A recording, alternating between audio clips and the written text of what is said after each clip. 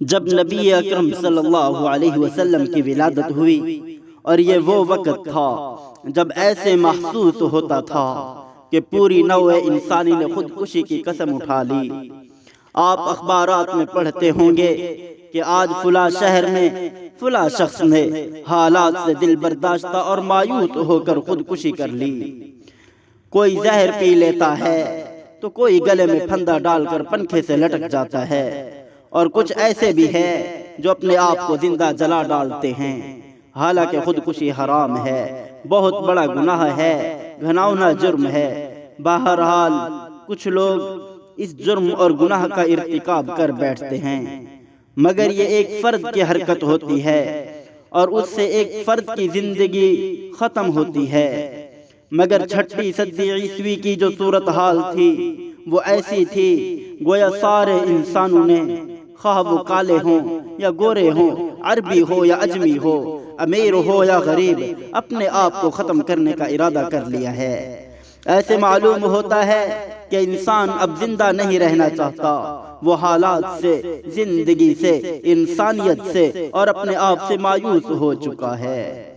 ہمارے مورخین نے زمانہ جاہلیت کے بگاڑ کا نقشہ کھینچنے کی بڑی کوشش کی۔ بت پرستی اور مظاہر پرستی کا ذکر کیا ہے، شراب نوشی کا حال بتلایا ہے، اخلاقی برائیوں کا نقشہ کھینچا ہے، ظلم و ستم اور جور و جفا کی داستانیں سنائی ہیں، بیٹیوں کو زندہ درگور کرنے کے قصے لکھے ہیں۔ لیکن حقیقت یہ ہے کہ یہ ساری تفصیلات قلم بند کرنے کے باوجود کسی مورخ کا قلم اس دور جاہلیت کی پوری تصویر آنے والی نسلوں کے سامنے نہیں کھینچ سکا۔ مسئلہ صرف یہ نہیں تھا کہ ایک سنگ دل باپ اپنی بیٹی کو جھوٹی شرم سے بچنے کے لیے زندہ درگور کر دینا چاہتا تھا، مسئلہ یہ تھا کہ سارے انسان اپنی پوری نسل کو زندہ دفن کر دینا چاہتے تھے۔ یہ مسئلہ صرف عرب قوم کا نہ تھا بلکہ ساری انسانیت کی قسمت کا تھا۔ اس دور کی صحیح تصویر اگر کسی نے کھینچی ہے تو وہ اللہ کا قرآن ہے۔ قرآن کہتا ہے کہ اے انسانوں، تم آگ کے سمندر میں چھلانگ لگانے کی تیاری کر چکے تھے، اور قریب تھا کہ وہ سمندر تمہارے نام و نشان تک کو مٹا دیتا، کہ اللہ ارحم الراحمین کو تم پر رحم آ گیا، اور اس نے اس عظیم انسان کو تمہاری نئی زندگی دینے کے لیے بھیج دیا، جس کا دل انسانیت کے درد سے بھرا ہوا تھا، جو ہر انسان کا خود اس سے زیادہ خیر خواہ تھا، جو آگ میں چھلانگ لگانے والوں کو کمر سے پکڑ پکڑ کر کھینچتا تھا، جو ان کے لیے رو رو کر دعائیں مانگتا تھا، جو پتھر کھاتا تھا اور دعائیں دیتا تھا، جو گالیاں سنتا تھا اور مسکراتا تھا، جو کانٹوں کے جواب میں پھول پیش کرتا تھا، جو توڑنے والوں سے جوڑتا تھا۔ وَكُنْتُمْ عَلَى شَفَا حُفْرَةٍ مِّنَ النَّارِ فَأَنْقَذَكُم مِّنْهَا، اور تم تھے کنارے پر ایک آگ کے گڑھے کے، پھر تم کو اس سے نجات دی۔ یہ کون تھا جسے انسانیت کو نجات دلانے والی عظیم سعادت حاصل ہوئی؟ یہ میرے اور آپ کے آقا حضرت محمد صلی اللہ علیہ وسلم تھے۔ آپ علیہ السلام نے خود فرمایا کہ لوگو، مجھے اللہ نے جو دعوت اور ہدایت دے کر بھیجا ہے، اس کی مثال اور تمہاری مثال تو ایسی ہے جیسے ایک شخص آگ جلاتا ہے تو پروانے اور کیڑے مکوڑے ہر طرف سے امڑ کر اس آگ میں چھلانگ لگانا چاہتے ہیں، اسی طرح تم آگ میں کودنا چاہتے ہو، اور میں تمہاری کمر پکڑ پکڑ کر تمہیں اس آگ سے بچانا چاہتا ہوں، مگر تم ہو کہ بچانے والے کو گالیاں دیتے ہو، اسے دکھ دیتے ہو، اس کا بائیکاٹ کرتے ہو، اسے گھر سے بے گھر کرتے ہو۔ ہمارے آقا صلی اللہ علیہ وسلم اس وقت تشریف لائے جب انسانیت کا وجود خطرے میں تھا، جب انسان خود زبان حال سے اپنے وجود کے بے فائدہ ہونے کا اعلان کر چکا تھا۔ انسان کا شکاری بن گیا تھا، اس کے سینے میں انسان کے دل کی بجائے بھیڑیے اور چیتے اور شیر جیسا دل پیدا ہو گیا۔ اسے دوسروں کے تڑپنے اور کراہنے میں وہ لطف آتا تھا جو دنیا کے لذیذ سے لذیذ کھانے میں نہیں آتا۔ آپ عرب کو چھوڑ دے، وہ تو جاہل تھے، وحشی تھے، جنگ ان کی خصلت تھی، ان کی عادت تھی، ان کا طریقہ تھا، انتقام ان کی فطرت تھی، قتل و غارت گری ان کی عادت تھی، ڈاکہ زنی ان کی معیشت تھی۔ آپ روم والوں کی تاریخ پڑھے، جن کی تہذیب کا بڑا شہرہ تھا، جن کی قانون سازی کی آج بھی مثالیں دی جاتی ہے، جن کے نظم و نسق کے ڈنکے پوری دنیا میں بجتے رہے۔ آپ کتاب تو پڑھے کسی تاریخ کی، ایک کتاب ہے تاریخ اخلاق کے یورپ کا مطالعہ تو کرے، اور دوسری یورپی مورخین نے بھی لکھا ہے کہ اہل روما کو سب سے زیادہ مزہ سیافی کے کھیل میں آتا تھا۔ یہ سیافی کیا چیز ہے؟ یہ ایسا کھیل تھا جس میں انسان کو خونخوار جانوروں سے لڑنے پر مجبور کیا جاتا تھا۔ اسٹیڈیم میں 80 ہزار شائقین جمع ہوتے، امراء اور وزراء کی VIP نشستیں ہوتی، پھر دو انسانوں کے درمیان شمشیر زنی کا مقابلہ ہوتا، یا پھر انسان کو کسی خونخوار درندے کے سامنے چھوڑ دیا جاتا، اور تماشائیوں کے لیے اس کھیل کا سب سے دلچسپ مرحلہ وہ ہوتا جب ان میں سے کوئی ایک زخموں سے چور ہو کر تڑپنے لگتا، چیخنے لگتا، تڑپتا تھا۔ اس وقت تماشائیوں کی تالیوں اور آوازوں سے اسٹیڈیم تو کیا پورا شہر گونج اٹھتا تھا۔ ہاں تو انسانیت کی جان کنی کا یہی وہ وقت تھا جب محسن اعظم صلی اللہ علیہ وسلم نسخہ شفا لے کر تشریف لائے۔ آپ علیہ السلام کے مسلسل علاج سے جو جان جانے والی تھی ان کو نئی زندگی ملی، پھر انسانوں کو نیا حوصلہ ملا، نئی طاقت ملی، نئی عزت ملی، نیا شعور ملا اور نئی منزل ملی۔ یوں تو انسانیت پر محسن اعظم صلی اللہ علیہ وسلم کے بے شمار احسانات ہیں، مگر میں اس وقت آپ کے سامنے صرف 6 بڑے بڑے احسانات کا تذکرہ کرنے پر اکتفا کروں گا۔ حضور صلی اللہ علیہ وسلم کا سب سے بڑا احسان یہ ہے کہ آپ صلی اللہ علیہ وسلم کے ذریعے دنیا کو عقیدہ توحید کی نعمت ملی۔ یہ وہ عقیدہ ہے جو مردہ کو زندہ کرتا ہے، بیمار کو شفا دیتا ہے، کمزور کو طاقتور بناتا ہے، غلاموں کو شاہوں سے بات کرنے کا حوصلہ بخشتا ہے، مستضعفین کو جابروں کے سامنے سر اٹھا کر چلنے کی جرت دیتا ہے۔ یہ وہ عقیدہ ہے جو ساری امیدیں ایک ذات سے وابستہ کر دیتا ہے۔ اس عقیدے کا حامل انسان اس ایک ذات کے سوا کسی سے نہیں ڈرتا، اللہ کے سوا کسی کے سامنے دامن نہیں پھیلاتا، اللہ کے سوا کسی کے سامنے سر نہیں جھکاتا، کسی کو حاجت روا اور مشکل کشا نہیں سمجھتا۔ حیرت کی بات یہ ہے کہ وہ انسان جسے اپنی ذہانت اور طاقت پر بڑا ناز تھا، جس نے شاعری میں، فلسفے میں، ادب اور سیاست میں بڑا نام پیدا کیا، جس نے قوموں اور ملکوں کو بارہا اپنا غلام بنا لیا، جس نے پہاڑوں کے جگر کاٹ کر دریا بہایا، جس نے دریاؤں اور فضاؤں کو مسخر کیا، جس نے آگ پانی کو بھی اپنا تابع بنا لیا، جس نے کبھی کبھی خدائی دعوے بھی کیے، وہ انسان جب انسانیت کے مقام سے گرا تو اپنے سے کہیں زیادہ مجبور اور کمزور بلکہ بے جان چیزوں کے سامنے جھکنے لگا اور ان سے ڈرتا تھا اور ان کی خوشامدیں کرتا تھا۔ وہ دریاؤں، پہاڑوں اور چاند ستاروں ہی سے نہیں بلکہ کیڑوں مکوڑوں کے سامنے بھی سجدہ ریز ہوتا تھا۔ اس وقت انسان جنوں اور شیطانوں کو اپنا مشکل کشا اور حاجت روا سمجھتے تھے۔ کائنات کے آقا صلی اللہ علیہ وسلم نے بھٹکے ہوئے انسان کو سیدھی راہ دکھائی، اسے بتایا کہ اللہ کے سوا کوئی عبادت کے لائق نہیں۔ اللہ لا الہ الا ہو ربکم ورب آبائکم الاولین، وہ تمہارا رب ہے اور تمہارے باپ دادا کا بھی رب ہے۔ وَقُلِ الْحَمْدُ لِلَّهِ الَّذِي لَمْ يَتَّخِذْ وَلَدًا وَلَمْ يَكُنْ لَهُ شَرِيكٌ فِي الْمُلْكِ وَلَمْ يَكُنْ لَهُ وَلِيٌّ مِّنَ الذُّلِّ وَكَبِّرْهُ تَكْبِيرًا۔ نہ اس کی کوئی اولاد ہے، نہ اس کا کوئی شریک ہے، اور نہ ہی اس کا کوئی مددگار ہے۔ خلق السماوات والارض بالحق، زمین و آسمان کو اس اللہ نے پیدا کیا۔ تبارک الذی جعل فی السماء بروجا وجعل فیہا سراجا وقمرا منیرا۔ آسمان میں برج اور چاند ستارے بھی اسی اللہ نے پیدا کیے۔ اللہ الذی جعل لکم الارض قرارا والسماء بناء وصورکم فاحسن صورکم ورزقکم من الطیبات۔ زمین کو قرار گاہ، آسمان کو چھت اور صورتوں کو پرکشش اسی نے بنایا ہے۔ وَمِنْ آيَاتِهِ اللَّيْلُ وَالنَّهَارُ وَالشَّمْسُ وَالْقَمَرُ لَا تَسْجُدُوا لِلشَّمْسِ وَلَا لِلْقَمَرِ وَاسْجُدُوا لِلَّهِ الَّذِي خَلَقَهُنَّ إِن كُنتُمْ إِيَّاهُ تَعْبُدُونَ۔ رات اور دن، سورج اور چاند ایک اللہ نے پیدا کیے ہیں، لہذا سورج اور چاند کو نہیں بلکہ ان کے پیدا کرنے والے کو سجدہ کرو۔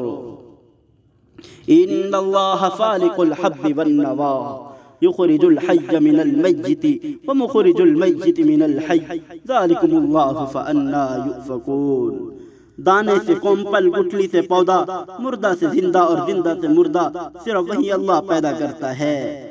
اللہ ہی عبادت کے لائق ہے۔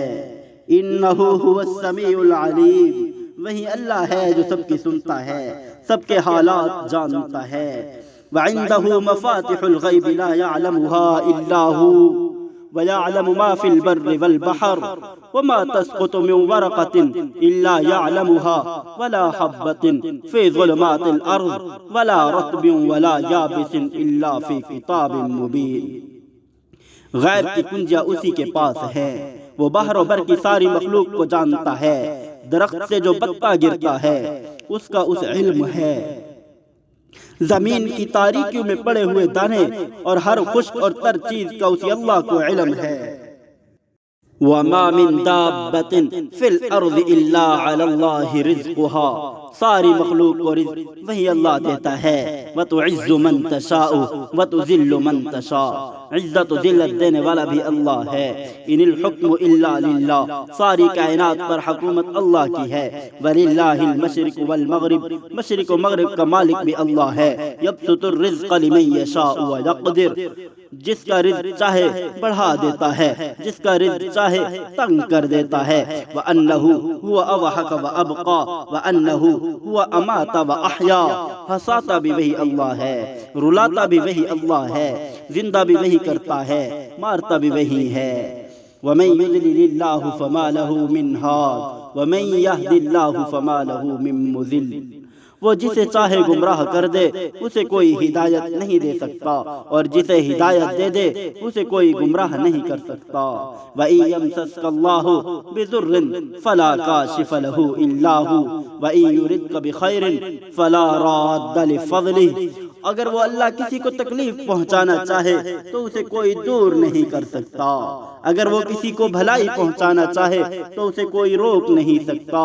کل لہ قانتون، اس کائنات کا ایک ایک ذرہ اللہ کے تابع ہے، اللہ کے حکم کے تابع ہے۔ یہ وہ عقیدہ تھا جو آپ علیہ السلام نے شرک کے بیماروں کو انداز بدل بدل کر سمجھایا، اور اسی عقیدے نے انسان کو بدل کر رکھ دیا۔ وہ انسان جو مظاہر فطرت کی پرستش کرتا تھا ان پر حکومت کرنے لگا، اس عقیدے نے انسان کی دنیا ہی بدل دی۔ دلوں کو ویران جو تھے وہاں آبادی کرنے لگ گئے، اسی عقیدے نے آبادیاں کر دی۔ مردہ جذبات انگڑائیاں لینے لگے۔ انسان کو صدیوں کے بعد جا کر خبر ہوئی کہ میں انسان ہوں، اور ہر قسم کی غلامی سے آزاد ہو گیا۔ اسے خوف اور دہشت سے نجات مل گئی۔ وہ اپنے آپ کو ساری مخلوق سے افضل اور ساری دنیا کا منتظم سمجھنے لگا۔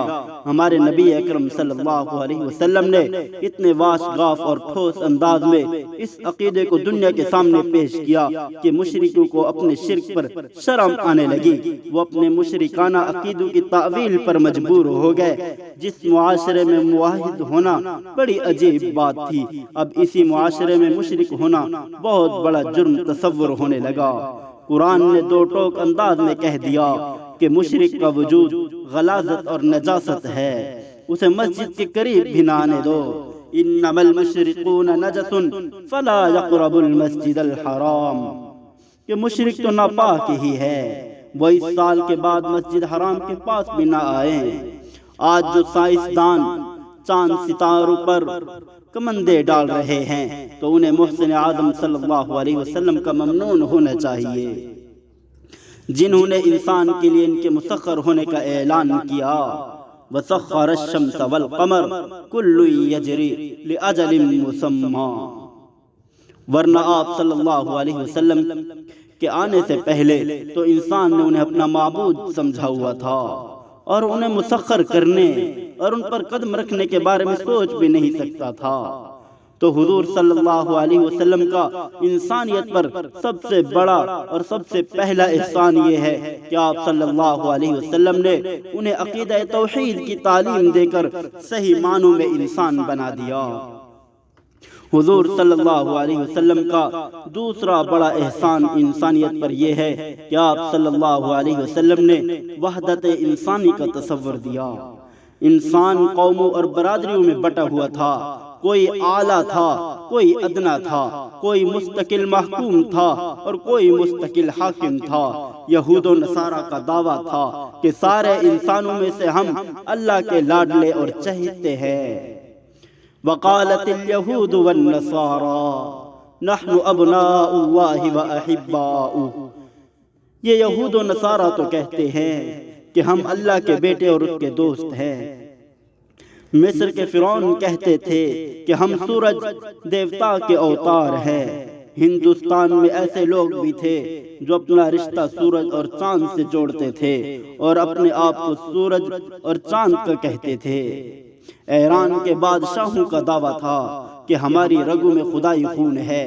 یہ صرف بادشاہوں کا دعویٰ نہ تھا بلکہ ایران کے عوام بھی یہ سمجھتے تھے کہ ان پیدائشی بادشاہوں کے خمیر میں کوئی مقدس آسمانی چیز شامل ہے۔ چینی لوگ اپنے شہنشاہوں کو آسمان کا بیٹا تصور کرتے تھے۔ ان کا عقیدہ تھا کہ آسمان نر ہے اور زمین اس کا مادہ ہے، ان دونوں کے اتصال سے کائنات پیدا ہوئی ہے اور ہمارا شہنشاہ اس جوڑے کا بیٹا ہے۔ عرب اپنے سوا ساری دنیا کو گنگا عجم کہتے تھے اور ان کا سب سے ممتاز قبیلہ قریش تو اپنے آپ کو عام عربوں سے بھی اعلیٰ اور برتر سمجھتا تھا۔ یہ وہ ناموافق فضا تھی جس میں انسانیت کے سب سے بڑے محسن نے رب العالمین کا یہ پیغام سنایا۔ حضور علیہ السلام نے اعلان کیا، یا ایھا الناس انا خلقناکم من ذکر او انثی وجعلناکم شعوبا وقبائل لتعارفوا ان اکرمکم عند اللہ اتقاکم۔ اے لوگو، ہم نے تم سب کو ایک ہی مرد و عورت سے پیدا کیا ہے اس لیے کہ تم آپس میں ایک دوسرے کو پہچانو۔ کنبے اور قبیلے بنا دیے ہیں۔ اللہ کے نزدیک تم سب میں سے باعزت وہ ہے جو سب سے زیادہ اللہ سے ڈرنے والا ہے۔ وہ عظیم سورت جسے قرآن کا دیباچہ کہا گیا اور جو سب سے زیادہ پڑھی جاتی ہے، اس کی پہلی ہی یہ آیت ہے، الحمدللہ رب العالمین۔ سب تعریف اللہ کی ہے جو سارے جہانوں کا رب ہے۔ چین کا بھی وہی رب ہے، ہندوستان کا بھی وہی رب ہے، ایران کا بھی وہی رب ہے، روم کا بھی وہی رب ہے، عرب کا بھی، عجم کا بھی، گورے کا بھی، کالے کا بھی، طاقتور کا بھی، کمزور کا بھی وہی رب ہے اور وہ اللہ ہے۔ لہذا انسانوں میں قبیلوں، ذاتوں اور خاندانوں کے اعتبار سے کوئی فرق نہیں۔ اگر فرق ہے تو تقوی اور اخلاق کے اعتبار سے ہے، علم و عمل کے اعتبار سے ہے۔ فضیلت نہ تو حسب نسب سے ہو سکتی ہے نہ رنگ و دباں سے، بلکہ اللہ کے ہاں فضیلت صرف تو دین اور اعلیٰ اخلاق سے حاصل ہو سکتی ہے۔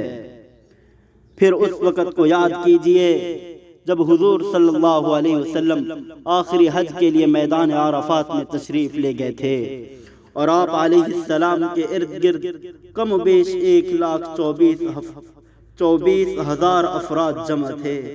اس موقع پر آپ صلی اللہ علیہ وسلم نے یہ تاریخی اور انقلاب انگیز اعلان فرمایا تھا، یا ایھا الناس ان ربکم، کہ لوگوں تمہارا رب ایک ہے، واحد، تمہارا باپ بھی ایک ہے، تم سب اولاد آدم ہو اور آدم علیہ السلام مٹی سے بنے تھے۔ اللہ کے نزدیک تم میں سب سے زیادہ عزت دار وہ ہے جو تم میں سب سے زیادہ پاک باد ہے۔ کسی عربی کو اجمی پر فضیلت نہیں ہے مگر تقوی کی بنا پر۔ آپ علیہ السلام کے اعلان نے تردید کر دی ان لوگوں کی جو اپنے آپ کو خدا کی لاڈلی اولاد کہتے تھے۔ حضور نے تردید کر دی ان لوگوں کی جو اپنا رشتہ سورج اور چاند سے جوڑتے تھے۔ حضور علیہ السلام نے تردید کر دی ان لوگوں کی جو صرف نسب کی بنا پر بھگوان بنے بیٹھے تھے۔ تردید کر دی ان لوگوں کی جو بے عمل بلکہ بد عمل ہونے کے باوجود انسانی سیادت و قیادت پر قبضہ جمائے بیٹھے تھے۔ تردید کر دی اس نظریہ کی کہ شاہ کا بیٹا بھی پیدائشی شاہ ہوتا ہے۔ حضور نے اس کی تردید کر دی۔ آپ علیہ السلام کے اعلان کا خلاصہ یہ تھا کہ لوگوں تمہارا رب بھی ایک ہے، تمہارا باپ بھی ایک ہے۔ تو پھر یہ تفریق اور تقسیم کیسے ہو گئی کہ ہر عربی اعلیٰ اور ہر عجمی ادنا؟ یہ کیسی تقسیم ہے کہ ہر قریشی افضل ہے؟ حضور نے فرمایا تم میں تو سب سے افضل وہی ہے، ان اکرمکم عند اللہ اتقاکم۔ وہ اعلان تھا جس نے رنگ و نسل کے فرق کے باوجود تمام صحابہ کو بھائی بھائی بنا دیا تھا۔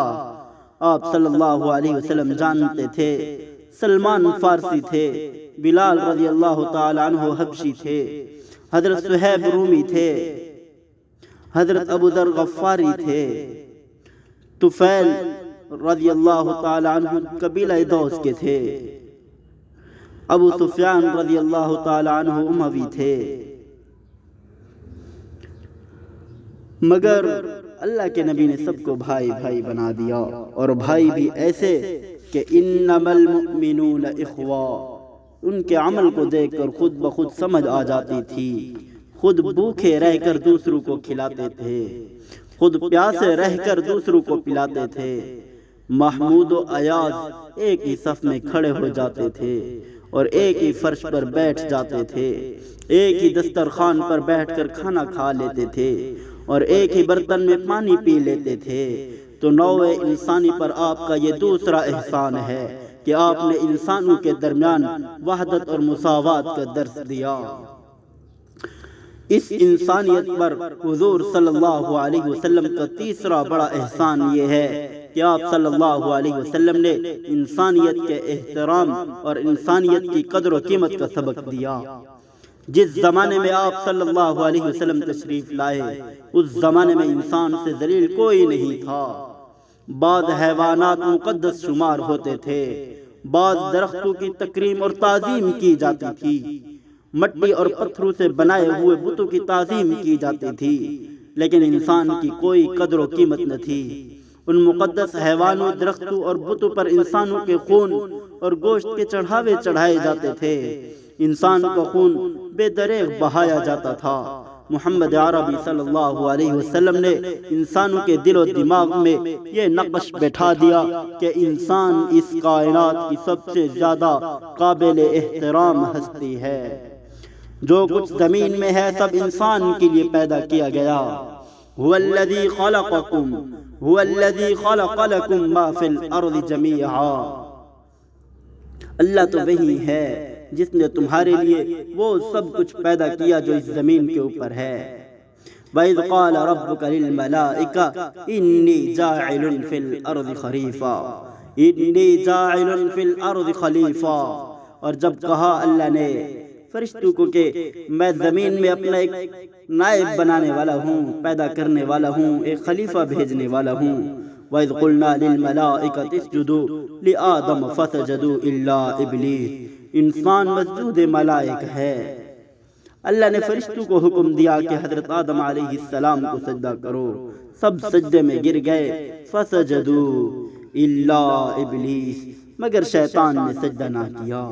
انسان اشرف المخلوقات ہے، اسے اللہ تعالیٰ نے کرم اور شرف عطا کیا ہے، عزت دی ہے۔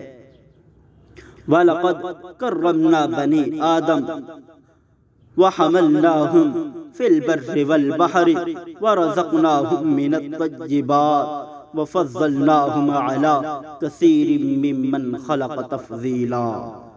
اللہ تعالیٰ فرماتے ہیں ہم نے عزت دی ہے آدم کی اولاد کو، اور سواری دی ان کو جنگل اور دریا میں، اور روزی دی ہم نے ان کو صاف ستھری چیزوں سے، اور بڑھا دیا ان کے بہتے ہوئے کو جن کو پیدا کیا ہے۔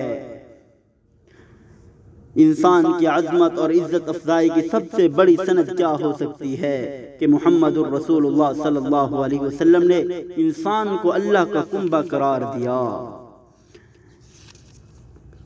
الخلق عیال، کہ انسان اللہ کا کنبہ ہے۔ اللہ کو اپنی مخلوق میں سب سے زیادہ محبوب وہ ہے جو اس کے کنبے کے ساتھ اچھا سلوک کرے۔ ایک حدیث قدسی میں انسانیت کی جو بلندی بیان کی گئی ہے، اس سے زیادہ کچھ ہو ہی نہیں سکتا۔ سارے مذاہب اس کی مثال پیش کرنے سے قاصر ہیں۔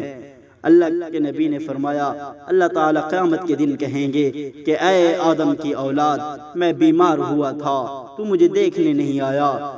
تو بندہ عرض کرے گا، اے میرے رب، میں تیری عیادت کیسے کر سکتا ہوں، تو رب العالمین ہے۔ اللہ تعالیٰ کی طرف سے ارشاد ہوگا، کیا تجھے معلوم نہیں میرا فلاں بندہ بیمار پڑ گیا تھا، تو اس کی عیادت کو نہیں گیا تھا، تجھے معلوم نہیں تھا، اگر تو اس کی عیادت کرتا تو تو مجھے اس کے پاس پاتا۔ پھر ارشاد ہوگا، اے آدم کی اولاد، میں نے تجھ سے کھانا مانگا تھا، تو نے مجھے کھانا نہیں دیا۔ بندہ عرض کرے گا کہ اے میرے رب، میں تجھے کیسے کھلا سکتا ہوں، تو رب العالمین ہے۔ ارشاد ہوگا، کیا تجھے اس کا علم نہیں ہوا کہ میرے فلاں بندے نے تجھ سے کھانا مانگا تھا، تو نے اسے کھانا نہیں کھلایا، تجھے اس کی خبر نہ تھی، اگر تو اسے کھانا کھلاتا تو مجھے اس کے پاس پاتا۔ پھر ارشاد ہوگا، اے آدم کی اولاد، میں نے تجھ سے پانی مانگا، تو نے مجھے پانی نہیں پلایا تھا۔ تو بندہ عرض کرے گا کہ اے میرے رب، میں تجھے کیسے پانی پلا سکتا ہوں، تو رب العالمین ہے۔ ارشاد ہوگا، تجھ سے میرے فلاں بندے نے پانی طلب کیا تھا، تو نے اسے پانی نہیں دیا، تجھے اس کا پتہ نہ چلا، اگر تو اس کو پانی پلاتا تو مجھے اس کے پاس پاتا۔ ایک ایسا مذہب جس میں توحید پر سب سے زیادہ زور دیا گیا ہے اور شرک کی سخت تردید کی گئی ہے، اس میں یہ انداز تکلم انسانیت کی بلندی کا سب سے بڑا اعتراف ہے۔ انسانیت کے محسن اعظم صلی اللہ علیہ وسلم کی تعلیم یہ ہے، اگر تم چاہتے ہو کہ تم پر اللہ رحم کرے تو تم اس کی مخلوق پر رحم کرو۔ یہ بات آپ علیہ السلام نے ایک ایسی حدیث میں ارشاد فرمائی جو مسلسل بہت زیادہ مشہور ہے۔ مسلسل ان احادیث کو کہا جاتا ہے جن میں راوی حدیث کے الفاظ ہی کو محفوظ نہیں رکھتا بلکہ اس کیفیت کو بھی محفوظ رکھتا ہے جس کیفیت میں اس نے اپنے استاد کو حدیث بیان کرتے ہوئے دیکھا ہو۔ میں آپ کو جو حدیث سنا رہا ہوں، اس حدیث کے بارے میں متقدمین کا یہ معمول تھا، اور عرب ممالک میں اب بھی ایسا ہی ہے کہ حدیث کے اساتذہ اپنے شاگرد کو حدیث کا درس شروع کراتے وقت سب سے پہلے یہی حدیث پڑھاتے ہیں۔ حضرت عبداللہ بن عمر رضی اللہ تعالیٰ عنہ فرماتے ہیں کہ رسول اللہ صلی اللہ علیہ وسلم نے فرمایا کہ رحم کرنے والوں پر اللہ کی رحمت ہوتی ہے، رحمان کی رحمت ہوتی ہے۔ اگر تم اہل زمین پر رحم کھاؤ گے تو وہ جو آسمان پر ہے وہ تم پر رحمت نازل کرے گا۔ الطاف حسین حالی نے ایک شعر میں اس حدیث کا یوں ترجمہ کیا ہے، وہ الطاف حسین عالم تھے، مولانا تھے۔ کرو مہربانی تم اہل زمین پر، خدا مہرباں ہوگا عرش بری پر۔ اس شعر کو ہمارے بھیک مانگنے والے خوب استعمال کرتے ہیں اور اپنی بھیک پر مشتمل معروضات کا آغاز بطور خطبہ اس حدیث سے کرتے ہیں، لیکن یاد رکھے یہ حدیث اس لیے نہیں کہ ہم بھیک مانگتے وقت لوگوں کا دل نرم کرنے کے لیے اسے پڑھیں، بلکہ یہ اس لیے ہے کہ ہم اپنی انفرادی اور اجتماعی زندگی میں اس پر عمل کریں اور اللہ کی مخلوق پر اتنا رحم کرے کہ اللہ ہم پر مہربان ہو جائے۔ جس معاشرے میں آقا صلی اللہ علیہ وسلم کی اس تعلیم کو نظر انداز کیا جائے گا اور انسانیت کا احترام نہیں کیا جائے گا، اس معاشرے میں دولت، کرسی، اقتدار، ہر چیز کی قدر ہوگی، انسان کی قدر نہیں ہوگی۔ آپ تاریخ اٹھا کر کافر اور ظالم بادشاہوں کے حالات پڑھے، کیا ہوتا تھا؟ بادشاہ اٹھتے تھے اور ملکوں کا صفایا کر دیتے تھے۔ سکندر اٹھا، ہندوستان تک چلا آیا، کتنے ہی قوموں اور تہذیبوں کے چراغ اس نے ختم کر دیے۔ سیزر اٹھا اور اس نے انسانوں کا اس طرح شکار کھیلنا شروع کیا جیسے جنگلی جانوروں کا شکار کھیلا جاتا ہے۔ ہمارا یہ دور جو بڑا ترقی یافتہ اور مہذب دور کہلاتا ہے، اس دور کی دو عالمی جنگوں کا حال پڑھیے تو سر شرم کے مارے جھک جائیں گے، مگر وہ سر ہمارا ہی ہوگا۔ یورپ کے ان درندوں کا تو سر کبھی نہیں جھکے گا جو ہمارے آقا صلی اللہ علیہ وسلم کو تو معاذ اللہ خونخوار ثابت کرنا چاہتے ہیں، نعوذ باللہ ثم نعوذ باللہ، اور اپنے آپ کو انسانیت کا غمخوار اور ہمدرد باور کرانا چاہتے ہیں۔ حالانکہ ہمارے آقا صلی اللہ علیہ وسلم کی زندگی میں 27 غزوات پیش آئے، اتنا امن و امان تھا حضور کے دور میں، صحابہ کے دور میں، تابعین کے دور میں اتنا امن و امان تھا کہ ایک مسافر خاتون، ایک مسافر عورت قادسیہ سے اپنے اونٹ پر چلتی ہے اور بیت اللہ کی زیارت کرتی ہے، مگر اسے اللہ کے سوا کسی کا خوف نہیں ہوتا تھا۔ حضور صلی اللہ علیہ وسلم کا انسانی سوسائٹی پر چوتھا احسان یہ ہے کہ حضور صلی اللہ علیہ وسلم نے انسانیت پر چھائی ہوئی مایوسی کی کیفیت کو دور کر دیا، جس سے انسان کا اپنے اوپر اور اپنی فطری صلاحیتوں پر اور اعتماد بحال ہو گیا، جو مختلف مذہبی رہنماؤں نے متزلزل کر دیا تھا۔ ہندوستان میں تناسخ اور اواگون کا عقیدہ پایا جاتا تھا۔ اس عقیدے کا خلاصہ تو سنو کہ ہر انسان پر لازم ہے کہ وہ اپنے پہلے جنم کے گناہوں کی سزا بھگتے، حالانکہ یہ گناہ اس نے نہیں کیے۔ اس عقیدے نے انسان کو مجبور محض بنا دیا تھا۔ عیسائیت کی تعلیم یہ تھی کہ ہر انسان پیدائشی گناہگار ہوتا ہے اور اس کے لیے حضرت مسیح علیہ السلام کفارہ بنتے ہیں۔ کئی ایسے لوگ تھے جو مذہب کے نام پر گناہگاروں سے نفرت کرتے تھے اور انہیں یہ باور کراتے تھے کہ تمہاری مغفرت کی کوئی صورت نہیں اور تم سے خدا ہمیشہ کے لیے ناراض ہو چکا۔ محمد الرسول اللہ صلی اللہ علیہ وسلم نے واشگاف اعلان کیا، ڈنکے کی چوٹ پر اعلان کیا کہ انسان جب پیدا ہوتا ہے تو وہ معصوم ہوتا ہے، اس پر گناہ کا کوئی ایک دھبا بھی نہیں ہوتا، وہ کسی دوسرے کے عمل کا ذمہ دار نہیں ہوتا، جو کچھ اچھا یا برا عمل وہ خود کرے گا اس کا بدلہ اسے مل کر رہے گا۔ اللہ تزر وازرۃ وزر اخری وان لیس للانسان الا ما سعى وان سعيه سوف يرى ثم يجزاه الجزاء الاوفى، کہ کوئی کسی دوسرے کا بوجھ اٹھانے والا نہیں ہے، کوئی کسی کا بوجھ نہیں اٹھائے گا۔ آپ علیہ السلام نے یہ بھی بتایا کہ اگر کسی انسان سے بڑا گناہ بھی ہو جائے تو اسے مایوس نہیں ہونا چاہیے، موت سے پہلے توبہ کا دروازہ ہر شخص کے لیے کھلا ہوا ہے۔ آپ علیہ السلام نے اس زور و شور سے تبلیغ فرمائی کہ آپ علیہ السلام اس شعبے کا زندہ کرنے والے بن گئے۔ اسی لیے آپ صلی اللہ علیہ وسلم کے ناموں میں ایک نام نبی التوبہ بھی ہے۔ آپ صلی اللہ علیہ وسلم نے توبہ کے اتنے فضائل بیان فرمائے کہ بڑے بڑے عابدوں اور زاہدوں کو سچے دل سے توبہ کرنے والے گناہگاروں پر رشک آنے لگا۔ قرآن کے انداز بیان کو تو دیکھے تو گناہگاروں سے نفرت کا اظہار نہیں بلکہ محبت اور اپنائیت کا اقرار ہے۔ قل یا عبادی الذین اسرفوا علی انفسہم لا تقنطوا من رحمت اللہ، کہ اے میرے محبوب اعلان کر دیجئے کہ میرے وہ بندے جنہوں نے ظلم کیا اپنی جان پر، جن نے زیادتی کی، لا تقنطوا من رحمت اللہ، اللہ کی رحمت سے امید لگائے رکھے آس اپنی نہ توڑے۔ ان اللہ یغفر الذنوب جمیعا، اللہ تو گناہوں کو بخشنے والا ہے، معاف کرنے والا ہے۔ اللہ تو وہی ہے جو بخشنے والا ہے، رحم کرنے والا ہے۔ توبہ کرنے والوں کی ہمت افزائی کرتے ہوئے انہیں مغفرت اور جنت کی طرف لپکنے اور جلدی کرنے کا حکم دیا گیا ہے۔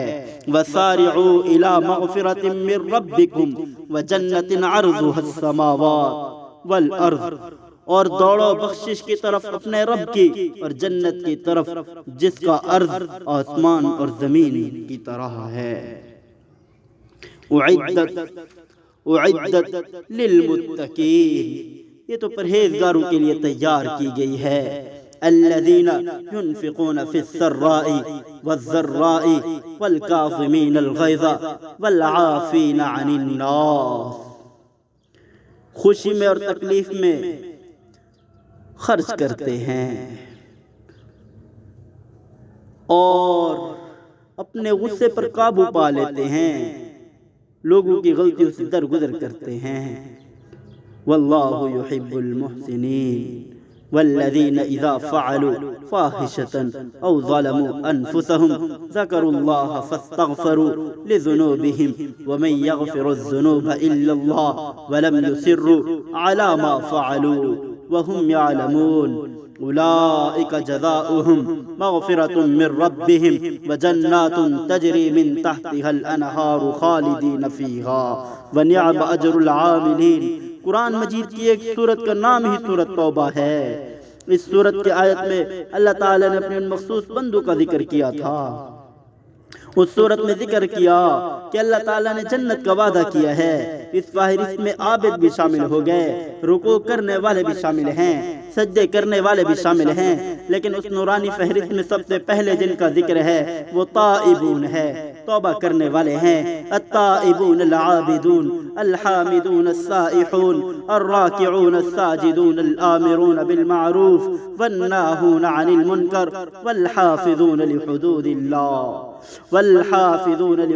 اللہ وبشر المؤمنین، وہ توبہ کرنے والے، التائبون وہ توبہ کرنے والے، العابدون بندگی کرنے والے، الحامدون شکر کرنے والے، السائحون الراکعون الساجدون الآمرون بالمعروف والناہون عن المنکر، رکوع کرنے والے، سجدہ کرنے والے، حکم کرنے والے نیک بات کا، منع کرنے والے بری بات سے، ہاں جو اللہ کی حدود کی حفاظت کرتے ہیں۔ اللہ خوشخبری دے رہا ہے انہیں ایمان والوں کو، جنت کی خوشخبری ہے، جنت کی خوشخبری ہے۔ آج ہم میں سے کئی کم ظرف ایسے ہیں جو گناہوں سے تائب ہو جانے والوں پر بھی انگلیاں اٹھاتے ہیں اور انہیں تانا دیتے ہیں، آج بڑے نیک بنتے ہو، ہم جانتے ہیں کہ تمہارا ماضی کیسا تھا، لیکن میرا اللہ جو بڑا ارحم الراحمین ہے وہ گناہگاروں کی دل چکنی نہیں کرتا بلکہ ان کی دلداری کرتا ہے۔ اس دلداری کی ایک مثال سنو۔